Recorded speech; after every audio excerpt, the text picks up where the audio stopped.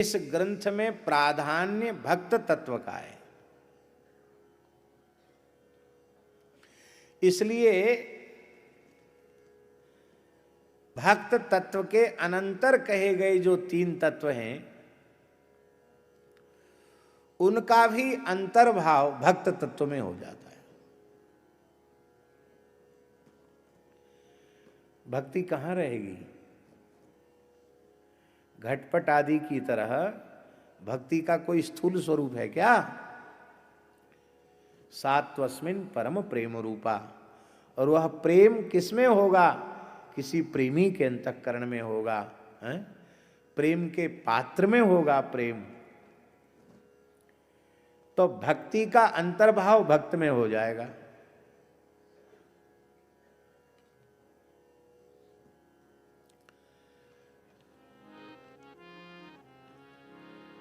अब महाराज जी भगवत तत्व है, भक्त भक्ति भगवंत, भगवंत तत्व का अंतर्भाव भी भक्त में हो जाएगा। हाँ, भगवान को भी अलग से कहने की आवश्यकता नहीं है। भगवान अंतःकरण में, मन में, वाणी में, बुद्धि में, चित्त में, अहम में, प्रत्येक ज्ञानेन्द्रिय कर्मेंद्रिय के उपभोग्य विषय में भक्त की दृष्टि में केवल भगवान ही प्रतिष्ठित हैं।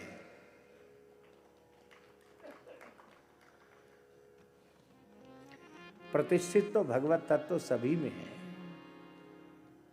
कौन ऐसा है जिसमें भगवत तत्व की प्रतिष्ठा न हो?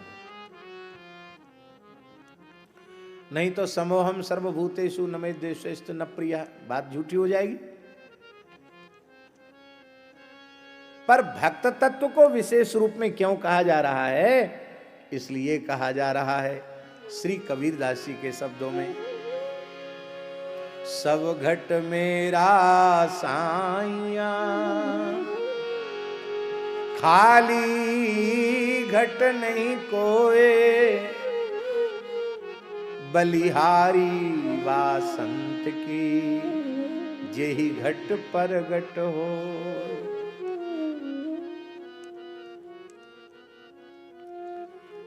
एक जगह महाराज जी श्री कबीरदास जी कह रहे हैं, जा घट ब्रह्म रहो भरपूर, ताके पद पंकज की हम धूर। उसके चरण कमलों की धूल में।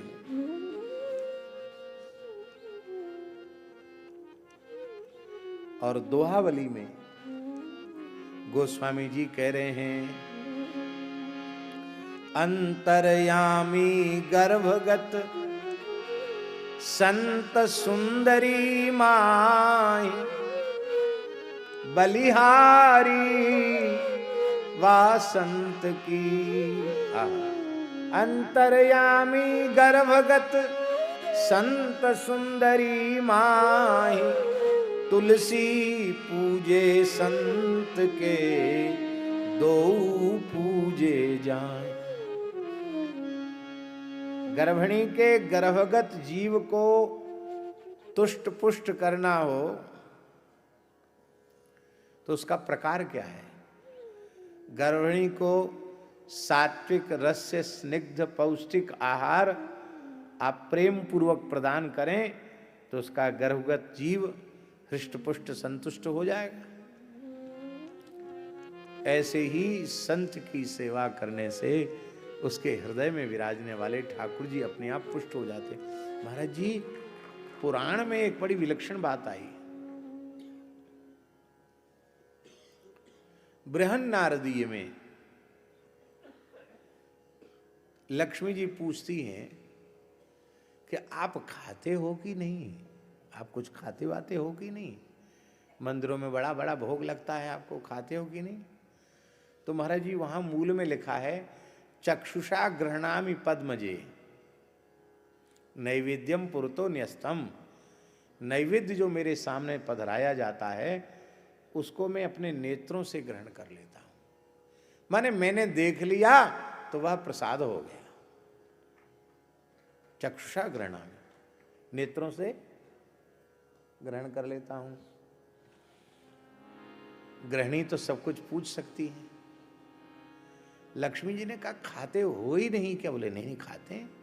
खाने की कभी इच्छा होती कि नहीं? बोले हाँ इच्छा होती है। तब क्या करते हैं आप? बोले रसम वैष्णव जिह्वया,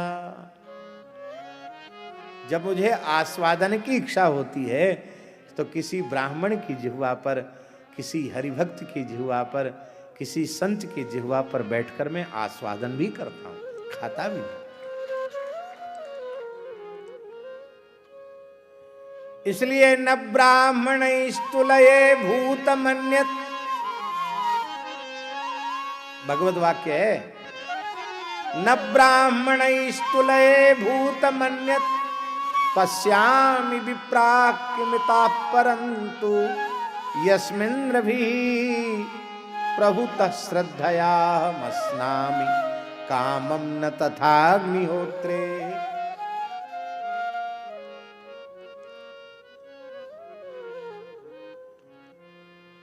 अग्नि में स्वाहा स्वाहा करने से उतनी तृप्ति मुझे नहीं होती।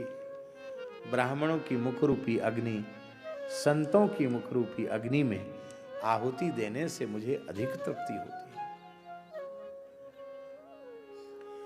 तो भक्त तत्व में भगवत तत्व का अंतर्भाव, और अंतर्भाव की भी जरूरत क्या है? भक्त कहते किसको हैं? जिसमें भक्ति हो उसको भक्त कहते हैं। तो अपने ठाकुर रमण बिहारी के प्रति असाधारण प्रीति होने के कारण, निष्काम प्रीति होने के कारण संतों को भक्त कहा जाता है, हरिभक्तों को भक्त कहा जाता है। और अपने अचिंत्य अनंत असंख्य अनंत रसों के उपासक भक्तों के साथ एक कालावच्छेदेन प्रेम का परिपूर्ण रूप से निर्वाह करना, ये केवल भगवान की सामर्थ्य है। हमको तो लगता भगवान से बड़ा भक्त अनंत कोटि ब्रह्मांड में दूसरा कोई है नहीं। बहुत बड़े भक्त हैं भगवान। कल हमने चर्चा की थी, फिर संकेत, भक्त अपने आराध्य का चरणामृत लेता है, भगवान भक्त का चरणामृत लेते हैं। भक्त अपने आराध्य का अधरामृत लेता, भगवान अधरामृत लेते हैं। भक्त अपने आराध्य की चरणरज लेता है, भगवान अपने आराध्य भक्तों की चरणरज लेते हैं। और महाराज जी 10वें स्कंध के उत्तरार्ध में शुकदेव जी कह रहे हैं, अध्याय की संख्या मुझे स्मरण में नहीं है इस समय, लेकिन प्रकरण स्मरण में है। बहुलाश्व राजा जनक और श्रुतदेव ब्राह्मण के ऊपर युगपत भगवान ने कृपा की। एक राजा भक्त है और एक अकिंचन ब्राह्मण भक्त है। दोनों ही श्री कृष्ण के परम भक्त हैं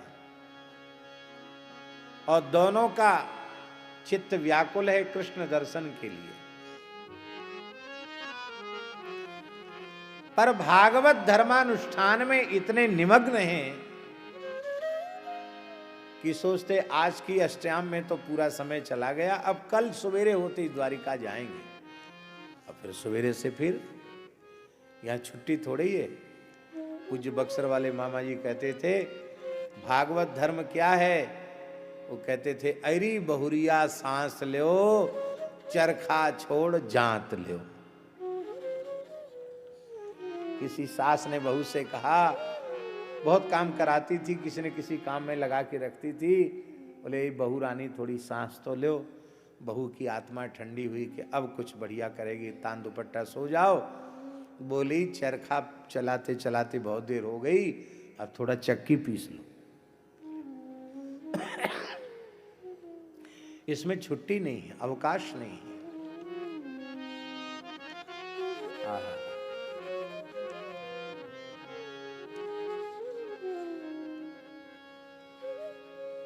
दोनों भक्तों का अवकाश नहीं है द्वारिका जाने का। भगवान ने कहा हम चलते हैं। जैसे भक्त भगवत दर्शन के लिए महाराज जी व्याकुल है, ऐसे ही श्री कृष्ण भक्त दर्शन के लिए व्याकुल हैं, क्योंकि ये यथा माम प्रपद्यन्ते तांस तथैव भजाम्यहम्। केवल भक्त भगवान को ही, भक्त को ही व्याकुलता नहीं होती अखियां हरि दर्शन की प्यासी, भगवान को भी व्याकुलता होती है कि मेरी आंखें भक्त के प्रत्यक्ष दर्शन के लिए प्यासी है। अब भगवान अकेले नहीं गए। क्यों नहीं गए अकेले? देखो, हमारी बात का अन्यथा अर्थ मत लेना। हम कहना क्या चाहते हैं उस बात पर ध्यान रखेंगे तो फिर ऐसा नहीं लगेगा कि हम अन्यथा सिद्धांत कह रहे हैं। भगवान स्वभाव से ही परिपूर्ण हैं। उन्हें परिपूर्णता के लिए किसी करण की आवश्यकता नहीं है, स्वभाव से ही परिपूर्ण है। स्वभाव से ही परिपूर्ण होते हुए भी अकेले ठाकुर जी आकर दर्शन दें तो उनका दर्शन पूरा नहीं है। भक्तों के सहित दर्शन दें तो उनका परिपूर्ण दर्शन।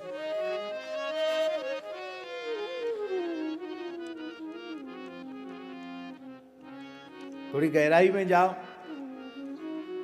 तो दक्षिणे लक्ष्मणो यस्य वामे च जनकात्मजा पुरुतो मारुतिर्यस्य तं वन्दे रघुनंदनम। ऐसा क्यों कहा गया? ये परिपूर्ण दर्शन है। हनुमान जी हैं, लक्ष्मण जी हैं, किशोरी जी हैं, उनके सहित रघुनाथ जी। आहा,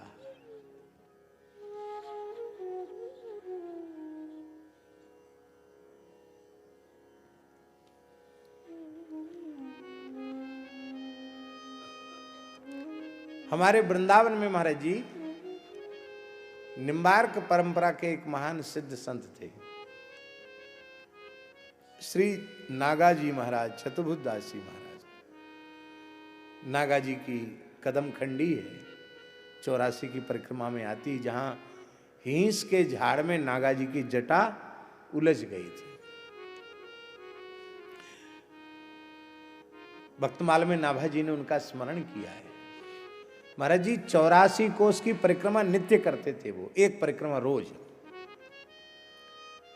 84 कोस की, और छोटी परिक्रमा नहीं, बड़ी परिक्रमा, बाहर बाहर वाली।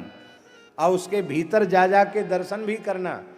कहाँ मंगला करते थे, कहाँ श्रृंगार करते थे, कहाँ राजभोग करते थे, कहाँ उत्थापन करते थे, कहाँ संध्या आरती करते थे, और फिर शयन आरती करके फिर कदम खंडी में। नागाजी महाराज योग बल से चलते थे वो। क्यों? सामान्य मनुष्य तो ऐसा चल नहीं सकता, योग बल से चलते थे, वेग से चलते थे। उनकी जटा खुल गई और हिंस में अटक गई, वो खड़े हो गए। ब्रजवासियों का मेला लग गया। बाबा तेरी जटा उलझ गई, हम सुलझाए दें? कुछ नहीं बोलते, चुप। अरे भैया बाबा बड़ो सिद्ध है, पतो नहीं बिना या की आज्ञा के कछु हम करें, हमारो कछु बिगड़ जाए तो अच्छी बात ना है। तो धीरे धीरे ब्रजवासी चले गए। 3 दिन हो गए महाराज जी, 3 दिन 3 रात्रि हो गई। चौथे दिन स्वयं श्री कृष्ण आए। बाबा कैसे यहां खड़े हो? हाँ, किसी ने पूछा, संतों ने, कि गृहस्थियों से जटा स्पर्श नहीं कराना तो हम लोग सुलझा दें, अब साधुओं को मना कैसे करें? तो उन्होंने कहा, न तुमने उलझाई है और न तुमसे सुलझवाना है, जिसने उलझाया है वही सुलझाएगा। अब ठाकुर जी आए, बोले हम सुलझा दें? तो बोले तुम्हारे पर रत्ती भर भी भरोसा नहीं। नटखट ठाकुर हो, कहीं सुलझाने का नाटक करके और उलझा दो तो वाह जी वाह, विचित्र बात हो। गृहस्थी ब्रजवासियों से सुलझवाओगे नहीं, साधुओं से कह दोगे कि जिसने उलझाई है वही सुलझाएगा, और जब हम सुलझाने आ गए तो कहते हमारा भरोसा ही नहीं है कि तुम सुलझाओगे। भगवान ने कहा कोई बात तो बताओ, क्या कारण है। तो महाराज जी नागा जी ने कहा, बिना श्यामा तुम नहीं थिर, बिना श्री रमण बिहारिणी जी के, बिना श्री किशोरी जी के तुम्हारी चंचलता जाती नहीं है। तुम सुलझाने का नाटक तो करोगे पर उलझा जाओगे। श्री किशोरी जी आ जाएं तो भरोसा हो जाएगा। अब किशोरी जी अकेली थोड़ी आवेंगी, ललिता, विशाखा, रंग देवी, सुदेवी, चित्रा, तुंग विद्या, अष्ट सहचरियों के सहित श्री किशोरी जी प्रकट हो गई। बोले बस हमारा काम हो गया, अब उलझी रहे तो भी सब कुछ सुलझ गया, क्योंकि परिकर सहित दर्शन हो गया। यह है परिपूर्ण दर्शन। भगवान परिपूर्ण है पर अपने परिकर सहित दर्शन दें, ये भगवान की विशेष कृपा है। तो भगवान दोनों भक्तों को दर्शन देने अकेले नहीं गए, पूरे परिकर सहित गए। बड़ी लंबी लिस्ट है। वशिष्ठ जी, विश्वामित्र जी, इंद्र प्रमद, त्रित गृत समद, महाराज जी उसमें शुकदेव जी का नाम भी है। शुकदेव जी भी, उद्धव जी भी, बहुत भक्तों को लेके भगवान गए। कृष्ण द्वैपायन व्यास जी का भी नाम है, नारद जी का भी नाम है। और जैसे ही मिथिला की सीमा में पहुंचे, बोले अब समस्या है, भगत हैं दो और दोनों को ही संतुष्ट रखना है, किसी को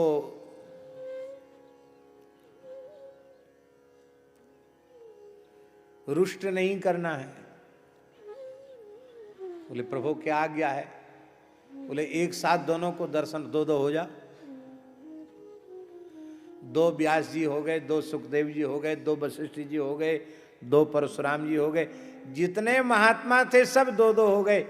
अरे महाराज जी महात्मा दो हो गए सो तो हो गए, रथ भी दो हो गए, घोड़े भी दो हो गए, सबके दंड कमंडल भी दो हो गए। ये भगवत लीला है। और दोनों के ऊपर भगवान ने एक साथ कृपा की। कथा आप सबको ज्ञात है। इस प्रकरण की परिसमाप्ति में सुखदेव जी क्या कह रहे हैं। एवं स्वभक्तयो राजन, एवं स्वभक्तयो राजन, भगवान भक्त भक्तिमान। भगवान का विशेषण है कीदृक भगवान, भक्त भक्तिमान। भक्तों में है भक्ति जिनकी, ऐसे भगवान। एवं स्वभक्तयो, माने स्वभक्तयो द्विवचन है, अर्थात श्रुतदेव ब्राह्मण और बहुला स्वराजा जनक। एवं स्वभक्तयो राजन, भगवान भक्त भक्तिमान। उषित्वा दिश्य सन्मार्गम। उषित्वा का अर्थ महाराज जी रात दो रात नहीं, पूरा चातुर्मास किया ठाकुर जी ने दोनों जगह। 4 महीना रहे और 4 महीने पर दोनों जगह प्रवचन चला। उषित्वा दिश्य सन्मार्गम, सन्मार्ग माने भागवत धर्म का उपदेश किया। पुनर्द्वारावती मगात, फिर भगवान द्वारिका गए। तो सुखदेव जी भगवान को भक्त भक्तिमान भगवान कह रहे हैं। भक्तों में है भक्ति जिनकी, इसलिए अलग से भी जरूरत नहीं, भक्त कहने से भगवान का ग्रहण हो जाएगा। अब कौन सा तत्व रहा? गुरु तत्व।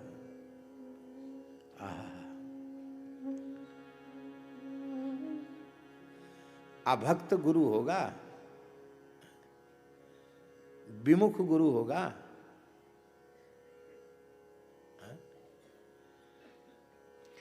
अरे गुरु कहते ही उसको हैं जो भगवत तत्व की अपरोक्षानुभूति से युक्त हो।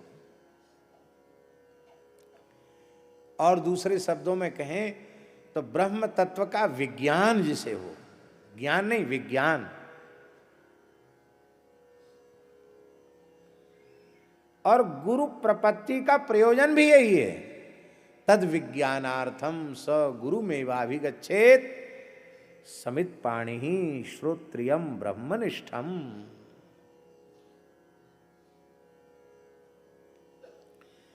बुद्ध पुरुष कहो, जीवन मुक्त कहो, सिद्ध कहो, ज्ञानी कहो, भक्त कहो, गुरु कहो, हमको लगता है लगभग सब एक ही है। अब किसी शब्द में कहिए तो भक्त तत्व में गुरु तत्व का भी अंतर्भाव हो जाता है। क्योंकि हाँ महाराज जी, हमारे महाराज जी कहते थे माला में सुमेरु जो है मानो यही भक्तमाल है, ये भक्तमाल है। और इसमें 4 चीजें हैं, भक्त, भक्ति, भगवंत, गुरु, चतुर नाम बपू एक। माला एक है। भक्त क्या है? तो ये जो मणिका है तुलसी के, ये भक्त हैं। और भक्ति क्या है महाराज जी? भक्ति सूत्रोपनद्धा, भक्ति के सूत्र में सब बंधे हुए हैं। भीतर सबके जो धागा है जिसने सबको संयुक्त करके रखा है, माला का आकार जिसने प्रदान किया है, वो भक्ति है। अब भगवत तत्व कहाँ है महाराज जी? ये भगवत तत्व है। ये फुंदना जो है ये भगवत, ये सर्वोपरि है। अब तो महात्मा लोग तो बड़े पुराने महात्मा तो बड़ी कलाकारी जानते थे। फुंदना भी ऐसा बना देते थे, ऊन का रंग बिरंगे 5-7 रंग के ऊन को लेकर के, रेशम को लेकर के इतना बढ़िया फुंदना बना देते कि आप देख के देखते रह जाओ। तो फुंदना भी रंग बिरंगा होता है। हमको लगता है भगवान के समस्त अवतार स्वरूप वही फुंदना है। 3 हो गए ना, भक्त हो गए, भक्ति हो गए, भगवंत हो गए। और गुरु कौन है? ये सुमेरु जो है वो गुरु है। ये सुमेरु जो है वो गुरु है। ये भी दाना ही है, मन का ही है, पर ये अन्य दानों के मनकों के आकार से कुछ विशिष्ट है। इसका मतलब महाराज जी कहते थे कि विशिष्ट भक्ति, विशिष्ट ज्ञान की प्रतिष्ठा जिसमें है वो गुरु है। और जितने मनके हैं इनमें से एक एक ओर से धागा निकला है, पर सुमेरु में दोनों ओर से धागा ऊपर निकलकर फिर फुंदने को बांधता है। माने एक गुणित भक्ति जिसमें है वो भक्ति है, भक्त है। और जिसमें द्विगुणित भक्ति है, इतनी द्विगुणित भक्ति है कि जिस तत्व ने भगवत तत्व को भी बांध रखा है उस तत्व का नाम है गुरु तत्व। कितनी अद्भुत बात है। इसलिए इस ग्रंथ का प्रतिपाद्य भक्त तत्व है। सिद्धांत किसको कहते हैं? आदि, मध्य और अंत तीनों में जिसका निर्वचन किया जाए उसी को सिद्धांत कहते हैं। अथवा त्रिवाचा पूर्वक कहा जाए वो सिद्धांत बन जाता है। श्रीमद् भागवत का सिद्धांत भी भगवत परत्व में न होकर भक्त परत्व में ही है।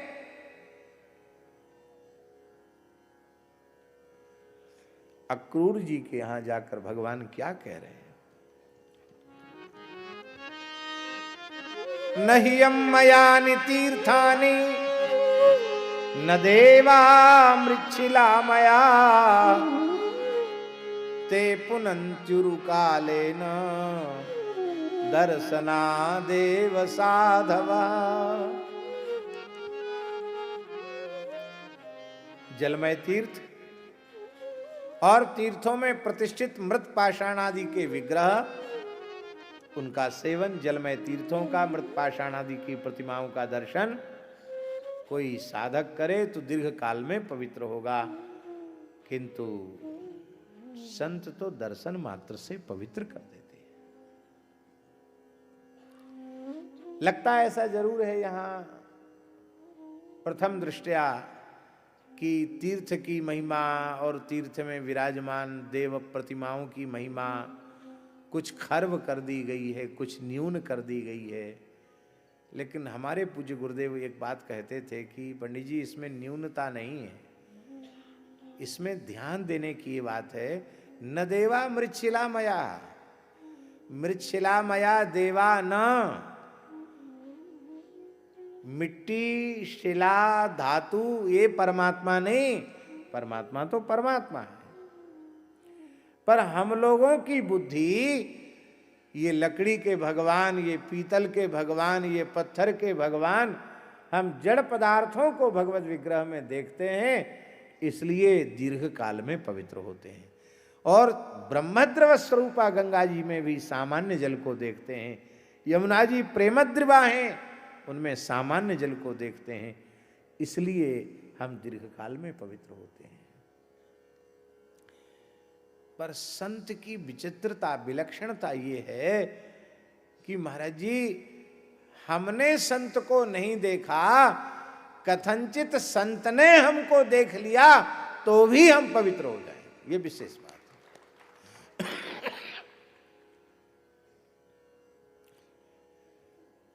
नल कुंवर मणिग्रीव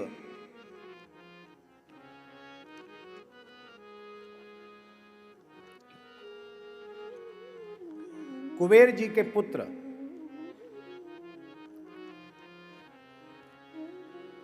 वे कहां नारद जी को देख पा रहे थे?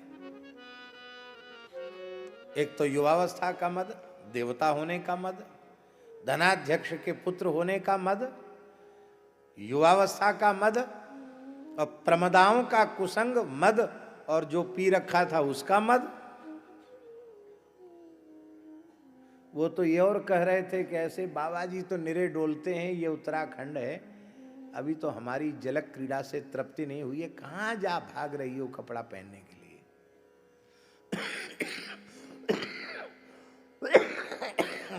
विवस्त्रौ लिखा हुआ, विवस्त्रौ, वस्त्रहीन थे वो, नग्न थे। नारद जी को नहीं देखा, देखते तो दंडवत करते, प्रणाम करते, पहचानते, देखा ही नहीं। पर नारद जी की करुणा भरी दृष्टि पड़ गई। महाराज जी कितनी विचित्र बात है, सापम दास्यन निदम जगऊ। दुनिया में कोई गागा के गाली नहीं देता है, साप नहीं देता है, पर श्री नारद जी ने वीणा के तारों की गहरी मीड़ लेकर के ताल स्वर में, राग रागनी में मूर्छना से युक्त होकर के गा करके साप दिया। यह है कृपा। और उसकी समझ में आ गया कब? जब बालकृष्ण प्रभु ने यमलार्जुन उद्धार किया। बाणी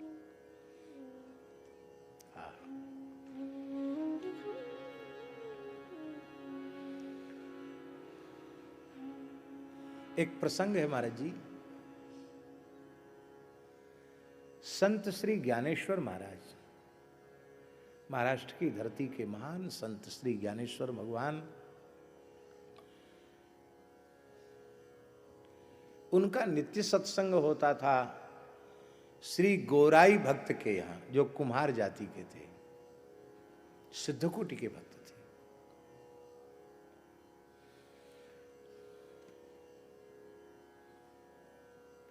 चांगदेव जो महान योगी थे वो भी श्री ज्ञानेश्वर जी के शरणापन्न हो चुके थे। एक दिन की बात है, ज्ञानेश्वर महाराज के निवास पर ही सत्संग था। सभी प्रेमी भक्त वहां उपस्थित हो गए। अकिंचनता तो भक्तों का स्वरूप ही है। मुक्ताबाई कुछ सयानी सी हो गई थी, लेकिन इतने वस्त्रों की प्रचुरता नहीं थी कि वो बहुत वस्त्र पहन सके। कम वस्त्रों में स्नान कर रही थी तो चांग देव जी को थोड़ा संकोच हुआ। महाराज जी, योगीराज चांग देव जी जिन्होंने 1400 वर्ष की आयु योग बल से प्राप्त की थी, उन्होंने नेत्र नीचे कर लिए।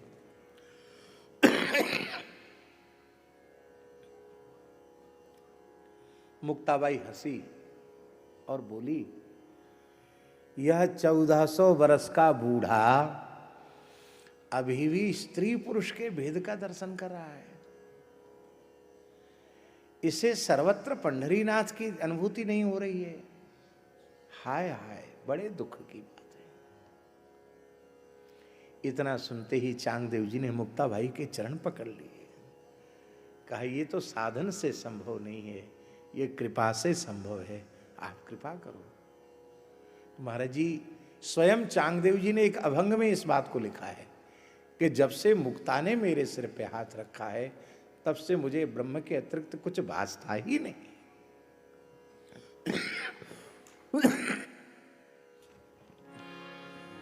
राम कृष्ण हरि जय जय राम कृष्ण हरि, राम कृष्ण हरि जय जय राम कृष्ण हरि, राम कृष्ण हरि जय जय राम कृष्ण हरि, राम कृष्ण हरि जय जय राम कृष्ण हरि, राम कृष्ण हरि जय जय राम कृष्ण हरि, राम कृष्ण हरि जय जय राम कृष्ण हरि, राम कृष्ण हरि जय जय राम कृष्ण हरि, राम कृष्ण हरि जय जय राम कृष्ण हरि।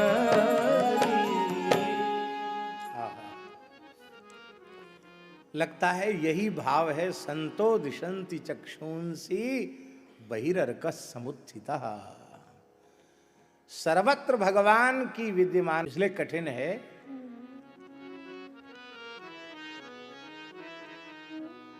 उनकी महिमा कहना, उनके लक्षण कहना, उनका स्वरूप कहना कठिन है। गोस्वामी जी के शब्दों में, विधि हरि हर कवि कोविद बानी, विधि हरि हर कवि कोविद बानी, विधि हरि कवि कोविद बानी, कहत साधु महिमा सकुचारी, कहत साधु महिमा सकुचारी, सो मोसन कहीं जात न कैसे, सो मोसन कहीं जात न कैसे, साक मणि गुण गण जैसे, साक मणि गुण गण जैसे, साक मणि गुण गण जैसे। और महाराज जी, इतने के बाद भी सब ही सुलभ सब दिन सब देसा, सब ही सुलभ सब दिन सब देसा, सेवत सादर समन कले सेवक सादर समय कले सा।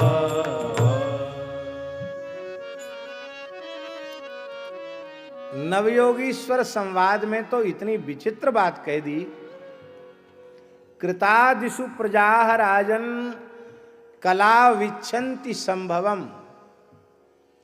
हे राजन, हे निमे, कृतादिषु प्रजाः कलौ संभवम इच्छन्ति। किस हेतु से? बोले कलौ खलु भविष्यन्ति नारायण परायण। कितनी अद्भुत बात। कलौ खलु, भले ही वर्ण धर्म आश्रम धर्म में भी शिथिलता आ जाएगी, लेकिन हरिभक्ति परायण संत भक्त प्रकट नहीं होंगे, ये कभी नहीं कहा जाएगा। संतों का अभाव इस पृथ्वी से कभी नहीं होने वाला है।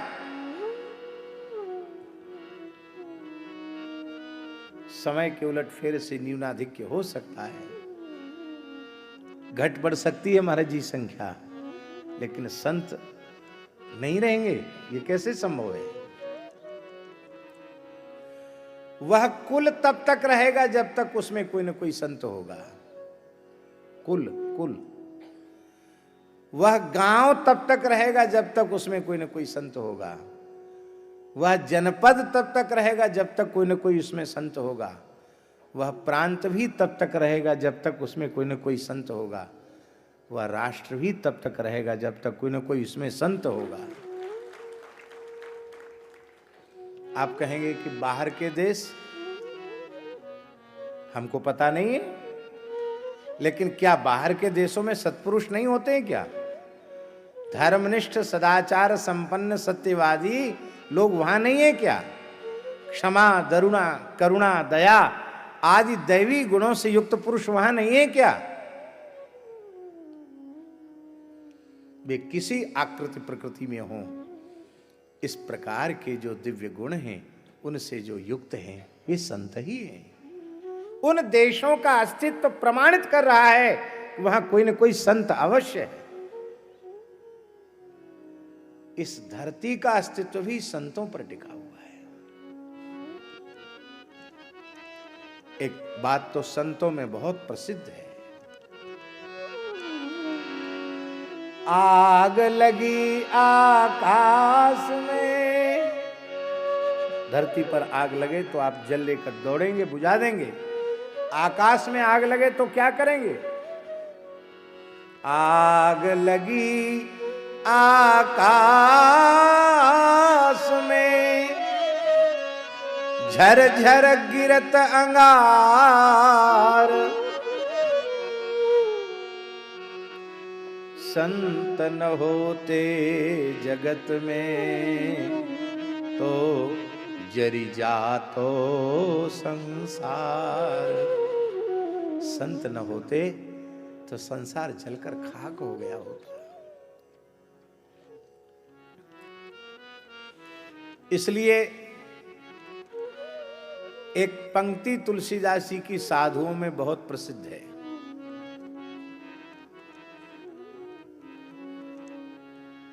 जो को कहे संत हम जाने, जो को कहे संत हम जाने, जो को कहे संत हम चीने, जीने कहे संत हम जीने। जो कहता हमने संतों को पहचान लिया। जो को कहे संत हम जीने, जो को कहे संत हम चीन्हे। तुलसी हाथ कान पर दीने, तुलसी हाथ कान पर दीने। कोई कहता हमने संतों को छीन लिया, गोस्वामी जी कहते हमने अपने दोनों कान मूंद लिए, हमको ये बात सुननी ही नहीं। कौन छीनेगा संत को? महाराज जी जैसे भगवान है ऐसे ही संत हैं। सोई जाने जेहि देहु जनाई, जानत तुम्हें वही जाए। संत जनावे तो जान सकता है। हमारे महाराज जी के पास एक संत रहते थे, हरे राम बाबा। बड़े विलक्षण महात्मा थे, अवधूत कोटि के संत थे। बाहरी व्यवहार ऐसा कि आप कहोगे कि तो महात्मा हो ही नहीं सकते।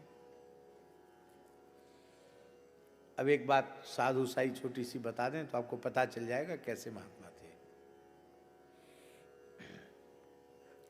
उनकी एक पुस्तक है, कुछ पद हैं उनके, उनको महाराज जी ने उनकी आज्ञा लेकर करुण पुकार नाम से उसको प्रकाशित कराया। कुछ पद बहुत प्यारे पद हैं।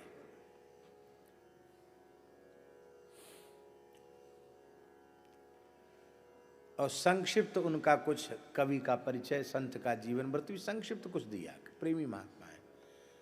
तो उनकी उस पुस्तक को पढ़ करके एक माताजी दिल्ली से आई। हम विद्यार्थी जीवन में ही थे। उन्होंने कहा कि ये पुस्तक के में जो पद लिखने वाले वो संत भी हैं। हम क्या हैं? और उस समय उनकी 102-3 वर्ष की आयु थी। और कोई आता था तो सामने कपड़ा रख लेते थे, नहीं तो दिगंबर रहते थे वो। कपड़ा पड़ा कुछ नहीं। और कोई यहाँ मैं नंदा बैठा हूँ, तोतले बोलते थे, यहाँ मैं नंदा बैठा हूँ, दूर भगो, यहाँ मत आओ, ऐसा बोलते थे।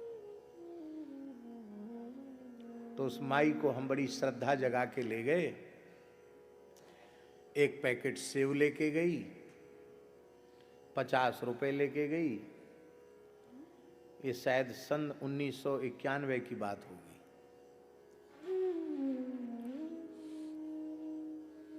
बाबा ने एक बात सत्संग की नहीं की उससे। कहाँ थे आइए, कहा नाम है तेरा? फिर तेरा बाप जिंदा है कि नहीं? बोले पिताजी तो मेरे बचपन में चले गए थे, मैं ही घर में बड़ी थी। तो मैंने फिर अपने भाइयों को पढ़ाया, एक भाई है मेरा, भाई को पढ़ाया, बहनों को पढ़ाया लिखाया, उनकी शादी हो गई। भाई की हो गई? बोले हाँ हो गई। तेरी? उसने कहा कि मैं तो सब में लगी रही, क्योंकि बड़ी थी इसलिए पिता का कर्तव्य मैंने ही पूरा किया। तो बाबा सुनती हाथ जोड़ के कहते हैं, तू यहाँ से जा, अब मैं बुढ़ा हो गया हूँ, ब्याह के लायक नहीं हूँ। देवी तेरे हाथ जोड़ता हूँ, मैं ब्याह के लायक नहीं हूँ, जा यहाँ से जा।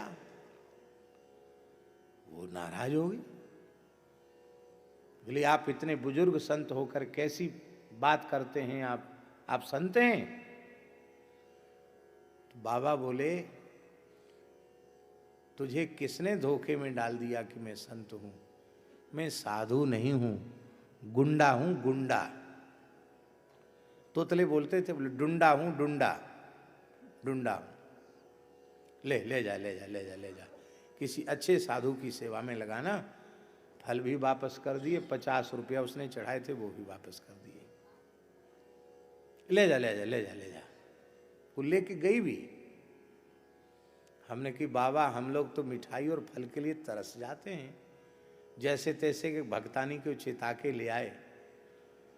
तो आप कम से कम भेंट दक्षिणा आप तो रखते नहीं, हम लोग रखते, कुछ मिठाई खा लेते और फल ठाकुर जी को भोग लग जाता, हम लोग पाते।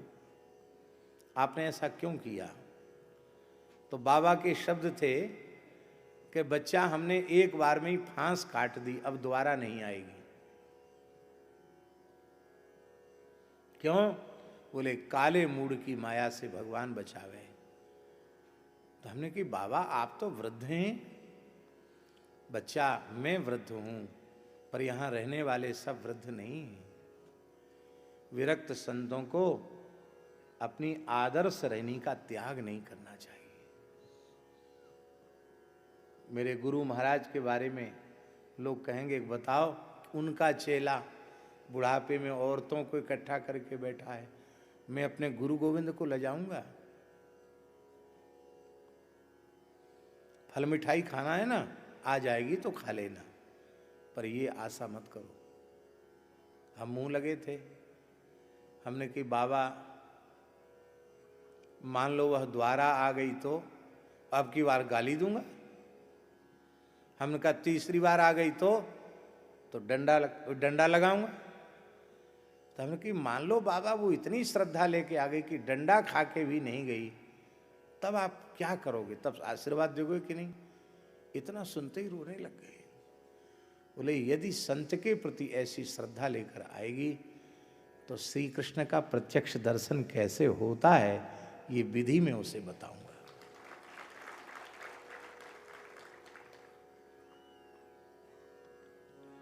अब कैसे पता चले कि ये संत है? हमको परेशान कर लेते, हम तो विद्यार्थी थे। बच्चा छत धुलाई कर दे, आसन लगा दे, आसन लगाया, मच्छरदानी लगा, फिर पांव दबा। वृद्ध तो थे। अब हमको लगता था कि हम दिन में पढ़ें तो थोड़ा पुस्तक देख लें। कहते देख हमारी सेवा नहीं करेगा, कितना भी पढ़ ले, मैं सिद्ध महात्मा हूं, फेल हो जाएगा, बिल्कुल फेल, पास नहीं हो सकता मेरी सेवा किए बिना। तो हम उनकी सेवा करते। रामनवमी के दिन 10 बजे तक दिन में सो रहे छत के ऊपर मच्छरदानी में। हमने कहा महाराज जी बाबा को जगा दें। महाराज जी बोले सिद्ध संत हैं, जगाओ मत, पता नहीं कहाँ होंगे, पता नहीं कहाँ होंगे, जगाओ मत, तुम अपना काम करो, इनकी चिंता मत करो। 10 बजे उठे कीर्तन करते हुए, महाराज जी ने दंडवत प्रणाम किया। महाराज जी उनको साष्टांग प्रणाम करते थे। महाराज जी ने दंडवत प्रणाम किया। कहो गुरु महाराज, कहो सिद्ध जी कहाँ घूमे आए? तो महाराज जी को बोले, शास्त्री जी बोलते थे महाराज जी को, शास्त्री जी आज तो हम अयोध्या चले गए थे, श्री अयोध्या की पंचकोसी परिक्रमा की, हनुमानगढ़ी दर्शन किया, राम घाट पर श्री सरयू जी में स्नान किया, अमुक अमुक महापुरुष मिले, ये भी बताए महाराज जी। तो महाराज जी ने पूछा और तो सब ठीक है खबर? बोले और सब ठीक है, हम स्नान कर रहे थे 4 बजे राम घाट सरयू जी में, उसी समय एक जौनपुर की डोकरी आई, अब वो सरयू जी में चली गई, फिर लौट के नहीं आई, पधार गई, बस और ये घटना घटी है, और तो सब ठीक है। हमने सोचा कि शायद सपना देखा होगा। कुछ दिन बाद एक रामसेवक दासी नाम के संत आए, 3 दिन बाद। तो महाराज जी ने उनसे भी पूछा, कहो रामसेवक दास जी, अयोध्या का रामनवमी का सब समाचार ठीक है? बोले हाँ महाराज जी और तो सब ठीक है, आप स्नान कर रहे थे 4 बजे वहाँ राम घाट पर, तो वहाँ एक जौनपुर की बुढ़िया डूब गई सरयू जी में। और गुरु बाबा उसी दिन बता रहे थे, अभी ये 3 दिन पीछे बता रहे। विलक्षण बात थी उनकी, लेकिन बाहर से कौन कैसे, इसलिए जो को कहे संत हम चीन्हे, तो तुलसी हाथ कान पर दीने। तुलसीदास जी कहते हम तो अपने कानों पर हाथ रखते हैं, संत को कौन जानेगा, सुई जाने जेहि देहु जनाई। जैसे भगवान अपने स्वरूप का बोध जिसे करा देवें वो भगवान को जान सकता है, ऐसे ही संत कृपा करके अपने स्वरूप का बोध करावें, संत उसे संत जान सकते।